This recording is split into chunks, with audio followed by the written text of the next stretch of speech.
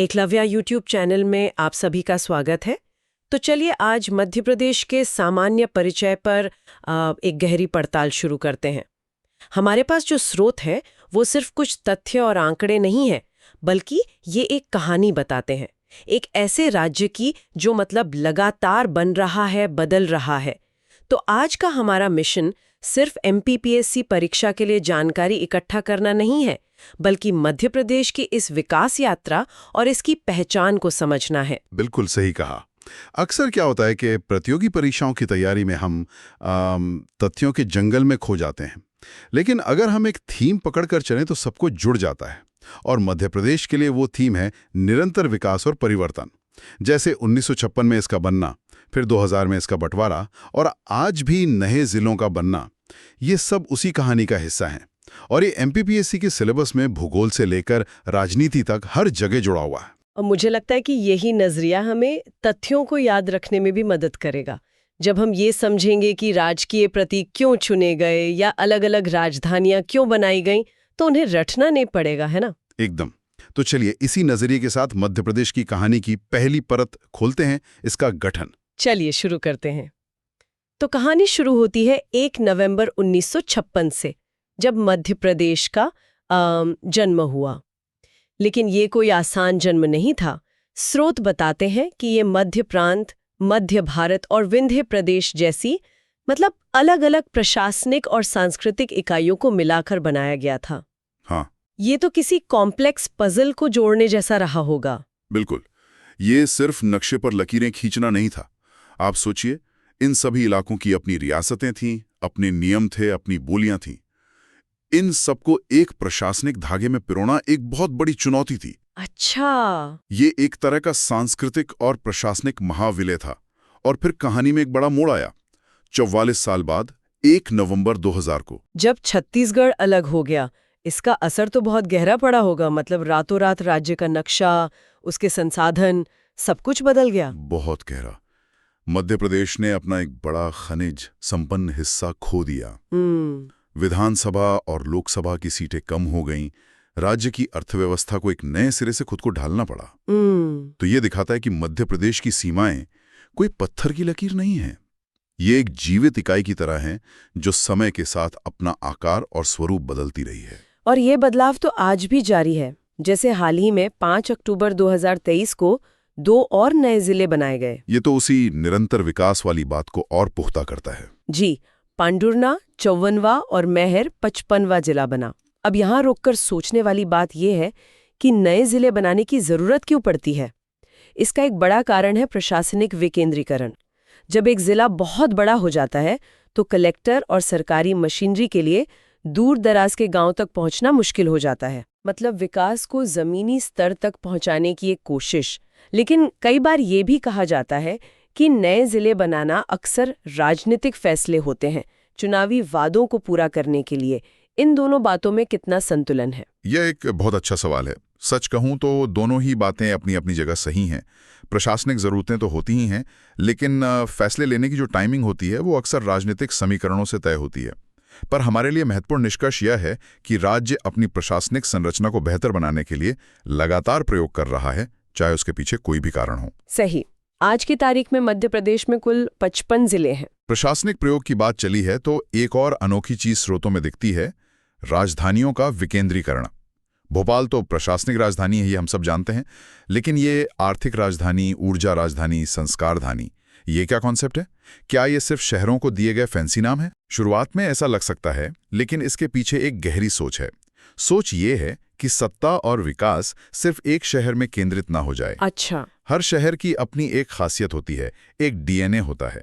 इस कॉन्सेप्ट के जरिए उसी खासियत को पहचान कर उसे और बढ़ावा दिया जाता है।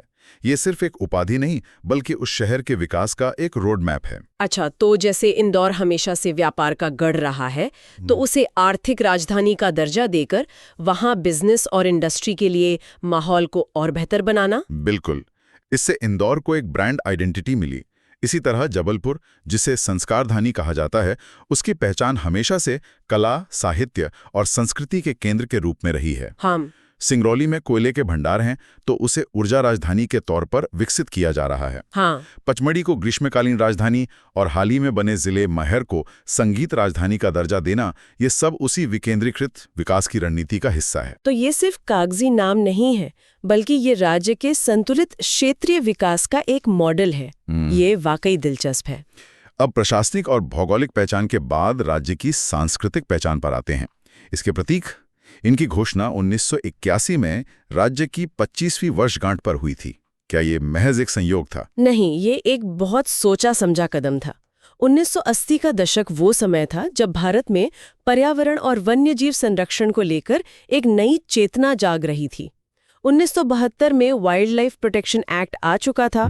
ऐसे में जब मध्य प्रदेश अपनी रजत जयंती मना रहा था, तो उसने अपने प्रतीकों के जरिए एक संदेश दिया। क्या संदेश? संदेश ये था कि मध्य प्रदेश की पहचान उसके जंगलों, जानवरों और प्राकृतिक विरासत से जुड़ी है। जैसे राजकीय पशु के लिए बारहसिंगा को चुनना, ये कोई आम हिरण नहीं, बल्कि ब्रेडरी प्रजाति का बारहसिंगा है, जिसे कान्हा किसली नेशनल पार्क ने विलुप्त होने से बचाया था। अरे वाह! तो ये प्रतीक सिर्फ एक जानवर नहीं, बल्कि राज्य के सफल संरक्षण कार्यक्रम का एक राष्ट्रीय ऐलान था। कमाल है, मैंने इसे कभी इस नजरिए से नहीं देखा था।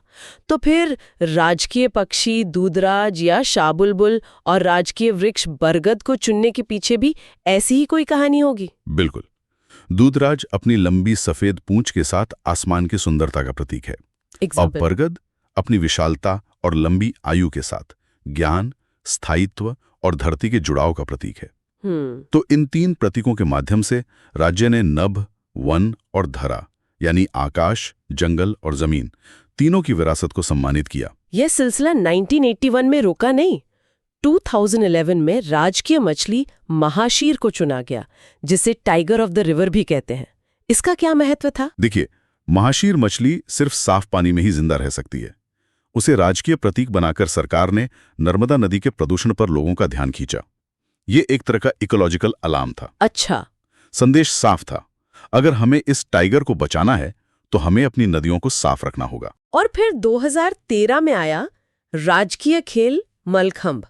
ये तो बहुत ही अनोखा चुनाव है, क्रिकेट या हॉकी जैसे लोकप्रिय खेलों के बीच। और यही इसकी खूबसूरती है। मलखंभ सिर्फ एक खेल नहीं है, ये योग, जिम्नास्टिक और हमारी पारंपरिक कला का एक संगम है। सही। उज्जैन इसका बहुत बड़ा केंद्र रहा है।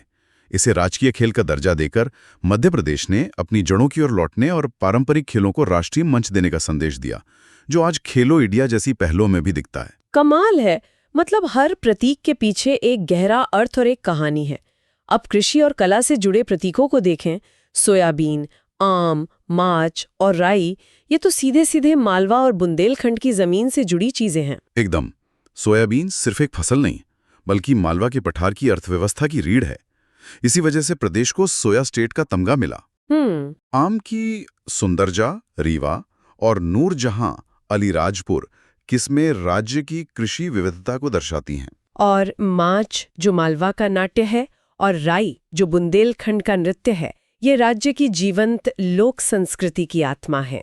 पद्मश्री राम साहेब पांडे जैसे कलाकारों ने राई को अंतर्राष्ट्रीय पहचान दिलाई है। इन सभी प्रतीकों को एक साथ पिरोता है राज्य का राजकीय चिन्ह है। इसकी बनावट भी काफी विस्तृत है।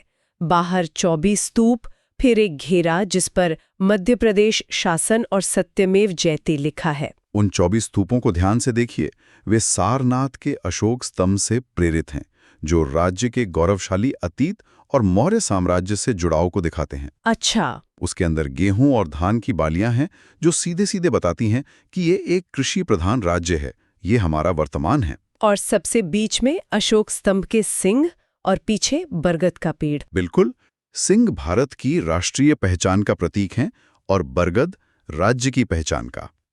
तो ये चिन्ह अतीत, स्तूप, वर्तमान कृषि और भविष्य अशोक स्तंभ से प्रेरित विकास की आकांक्षा का एक अद्भुत संगम है। सही। यह एक तस्वीर में मध्य प्रदेश की पूरी कहानी कह देता है। अब जरा राज्य के भूगोल पर आते हैं। यहाँ भी कुछ आंकड़े हैं। अक्षांशीय विस्तार 21 डिग्री 06 मिनट से 26 डिग्री 30 मिनट उत्तर, और देशांतरीय विस्तार 74 डिग्री 9 मिनट से 82 डिग्री 48 मिनट पूर्व। ये नंबर परीक्षा के लिए जरूरी है, लेकिन इनका असल मतलब क्या है? देखिए, इन नंबरों में ही राज्य की जलवायु और समय का राज छिपा है। अक्षांशीय विस्तार को देखिए। यह बताता है कि कर्क रेखा राज्य के लगभग बीचों बीच से गुजरती है, जो यहाँ की उष्णकटिबंधीय मानसूनी जलवायु की मुख्य वजह है। और देशांतरीय विस्तार देखिए, लगभग 8 डिग्री का अंतर है। 8 डिग्री। इसका मतलब तो समय में भी अच्छा खासा अंतर होगा। स्रोत बताते हैं कि सिंगरौली, जो सबसे पूर्वी जिला है, और अलीराजपुर, जो सबसे पश्चिमी जिला है, उनके बीच करीब 34 मिनट का फर्क है। मुझे ये बात हमेशा हैरान करती है। मतलब जब सिंगरौली में सूरज उग चुका होता है, अलीराजपुर में तब भी अंधेरा होता है। जी, और इसका असर लोगों की दिनचर्या पर भी पड़ता है। सिंगरौली में दिन जल्दी शुरू होता है। और एक और मजेदार तथ्य ये है कि भारत की जो मानक समय रेखा है, यानी 82.5 डिग्री पूर्वी देशांतर, वो मध्य प्रदेश के सिर्फ एक ही जिले सिंगरौली से होकर गुजरती है। अच्छा। जी, ये सारे तथ्य आपस में जुड़े हुए हैं। और राज्य की चौड़ाई मतलब पूर्व पश्चिम 870 किलोमीटर है, जो इसकी लंबाई यानी उत्तर दक्षिण 605 किलोमीटर से काफी ज्यादा है। ये भी इसी देशांतरीय विस्तार का नतीजा है। सही। अब सीमाओं की बात करें तो 5 पड़ोसी राज्य हैं: उत्तर प्रदेश, महाराष्ट्र, छत्तीसगढ़, गुजरात और राजस्थान। और यहाँ भी प्रकृति ने अपनी भूमिका निभाई है। राज्य के उत्तरी सीमा चंबल नदी बनाती है, जो अपने बीहड़ों के लिए जानी जाती है, और दक्षिणी सीमा ताप्ती नदी बनाती है। एक और महत्वपूर्ण भौगोलिक तथ्य ये है कि मध्य प्रदेश एक भू आवेष्टित यानी लैंडलॉक्ड राज्य है। इसका मतलब है कि हमारी सीमा न किसी समुद्र से लगती है, न किसी दूसरे देश से। इसका क्या असर पड़ता है? इसके 2 बड़े असर हैं। पहला आर्थिक, आपके पास बंदरगाह नहीं होते तो आयात निर्यात के लिए दूसरे राज्यों पर निर्भर रहना पड़ता है, जिससे लॉजिस्टिक्स की लागत बढ़ जाती है। ठीक है। दूसरा सांस्कृतिक, समुद्री या अंतर्राष्ट्रीय सीमाओं से जो सांस्कृतिक आदान प्रदान होता है, मध्य प्रदेश उससे काफी हद तक अछूता रहा है। इसकी संस्कृति ज्यादातर आंतरिक प्रभावों से ही विकसित हुई है। और राज्य के अंदर भी काफी विविधता है, खासकर जलवायु में। मालवा के पठार के बारे में कहा जाता है कि वहां की जलवायु सम है, न ज्यादा गर्मी न ज्यादा सर्दी। जी, चीनी यात्री फाइयान ने मालवा की जलवायु को दुनिया की सर्वश्रेष्ठ जलवायु कहा था।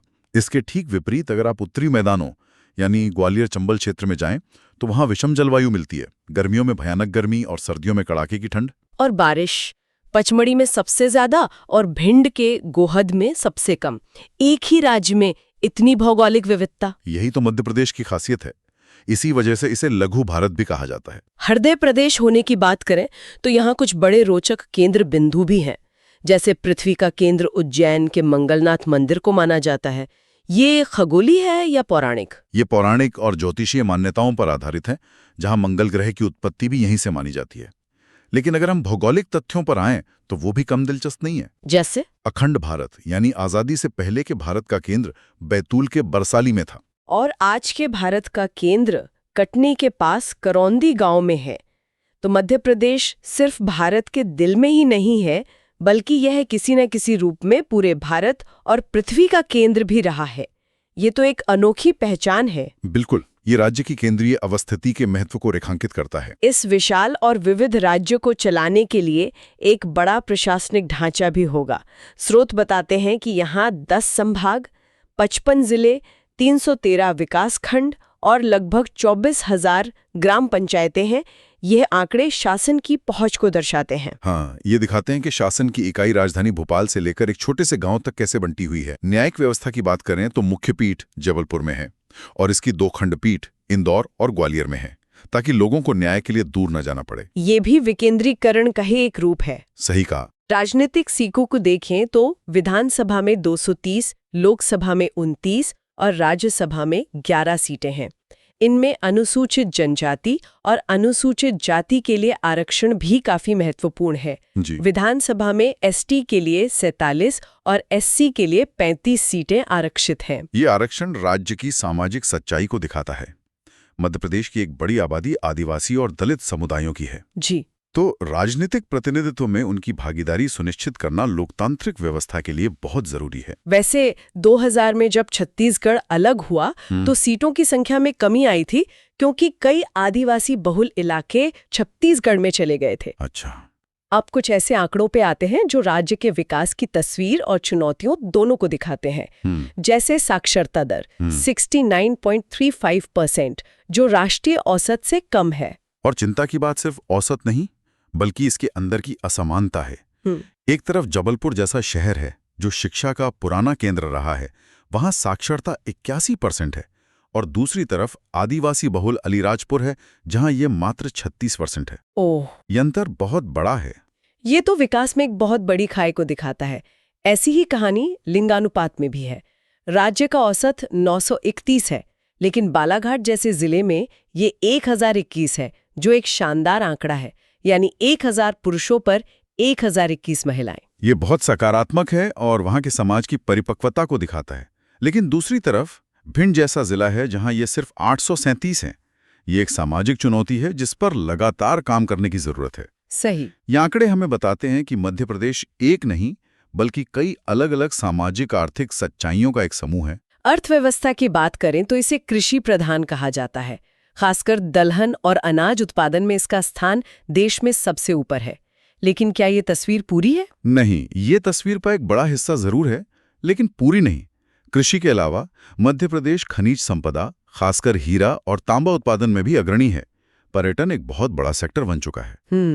और अब इंदौर और भोपाल जैसे शहर आईटी और एजुकेशन हब के रूप में उभर रहे हैं, तो अर्थव्यवस्था भी धीरे धीरे विविध हो रही है। अब आखिर में कुछ ऐसे तथ्य जो सीधे सीधे परीक्षा में पूछे जा सकते हैं। जैसे छिंदवाड़ा के विभाजन के बाद अब क्षेत्रफल में सबसे बड़ा जिला शिवपुरी है और सबसे छोटा निवाड़ी, और कर्क रेखा राज्य के 14 जिलों से गुजरती है। और माही नदी जो कर्क रेखा को 2 बार काटती है, ये एक अनूठा भौगोलिक तथ्य है। मुख्य परीक्षा के लिए कुछ कीवर्ड्स भी हैं जो उत्तर लिखने में बहुत काम आते हैं, जैसे हृदय प्रदेश, सोया स्टेट, टाइगर स्टेट और नदियों का मायका। हाँ, ये बहुत जरूरी हैं। ये सिर्फ उपनाम नहीं है, ये राज्य की पहचान के अलग अलग पहलू हैं। तो चलिए इस पूरी चर्चा को समेटते हैं। हमने देखा कि कैसे मध्य प्रदेश 1956 में कई रियासतों के विलय से बना। 2000 में इसके विभाजन ने इसे एक नई पहचान दी, और 2023 तक 55 जिलों के साथ इसका विकास आज भी जारी है। हमने इसकी अनूठी पहचान को समझा, विकेंद्रीकृत राजधानियों के मॉडल से लेकर पृथ्वी और भारत के केंद्र बिंदु होने तक। इसके प्रतीकों के पीछे की गहरी कहानी को जाना, जो सिर्फ नाम नहीं बल्कि संरक्षण और संस्कृति का संदेश है। भूगोल में हमने देखा कि कैसे इसकी केंद्रीय और भू आविष्ट स्थिति इसके अर्थतंत्र और संस्कृति को प्रभावित करती है, और कैसे यहाँ 34 मिनट का समय अंतराल और जलवायु में भारी विविधता मौजूद है। और अंत में हमने आंकड़ों के जरिए इसकी सामाजिक आर्थिक सच्चाइयों को समझा, जहां बालाघाट और भिंड जैसे उदाहरण विकास की असमानताओं को उजागर करते हैं। तो आज की हमारी ये गहरी पड़ताल सिर्फ तथ्यों का संकलन नहीं थी। हमने देखा कि मध्य प्रदेश की कहानी स्थिरता की नहीं बल्कि निरंतर बदलाव की है। यह एक ऐसा प्रदेश है जो अपनी जड़ों से जुड़कर भी लगातार भविष्य के लिए खुद को गढ़ रहा है। बिल्कुल, और यह हमें एक बहुत दिलचस्प सवाल पर लाकर छोड़ता है। हमने देखा कि राज्य की प्रशासनिक सीमाएं, उसकी पहचान, उसकी प्राथमिकताएं समय के साथ लगातार बदली हैं। ऐसा सवाल है जिसका जवाब भविष्य ही देगा। ऐसे ही क्विक रिवीजन टॉपिक्स के लिए एकलव्य यूट्यूब चैनल को सब्सक्राइब करें।